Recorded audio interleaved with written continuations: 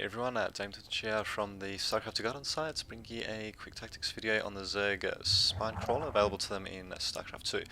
So this defensive structure is pretty important for defending your bases as well as for holding choke points, as you can see. And yeah, it's a decent anti-ground defense structure. Unfortunately, it can't detect cloaked units or anything like that, but yeah, one special thing it can do is that it can uproot itself, and you can move it around, and yeah, then you can get it to root itself, there you go, and yeah, set itself up as a defense. Keep in mind it can't actually attack while it's uprooted, and yeah, it can only root itself into the creep, but yeah, once it's rooted into the creep, then yeah, then it can attack, although it does take a bit of a while, as you can see.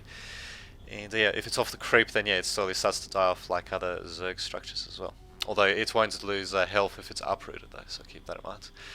So yeah, Spine Crawler requires the spawning pool to be present before it can be created, and it's created from the drone units.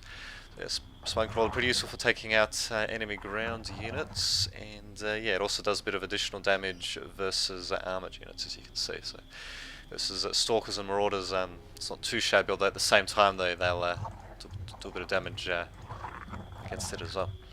So Spine Crawler can be used defensively, provided that you spread creep around the map or possibly near your opponent's base if you want to do an offensive Spine Crawler push. But keep in mind that yeah, they do move very slowly off of the creep though.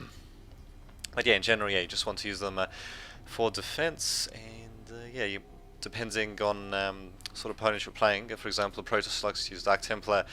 Pairing a couple of Spine Crawlers with a Spore Crawler would be a nice little well, and putting them near your bases, for example, would be a nice way to defend against Dark Templar, for example. As the Spore Crawler would detect the Dark Templar, while the Spine Crawlers would automatically attack it. And I think that's possible with Zerg in the late game, most usually against Protoss, would be forming walls of Spine Crawlers and slowly advancing them forward while laying siege to your opponents with Broodlords and such, while the Spine Crawlers protect them. And yeah, also mixing in some anti-air units, or possibly the Spore Crawler to defend the Broodlords as well. And yeah, another thing to keep in mind is that the Spine Crawler actually outranges Marines and bunkers, so it can be pretty useful against a bunker rush, although it won't outrange Marauders and bunkers though, so keep that in mind. And another thing to remember is that unlike many other defensive structures, in order for them to actually block units' movements, they need to be perfectly arranged in either vertical or horizontal rows, otherwise yeah, they'll let many units, except for the massive units, pass between them. So just remember that too.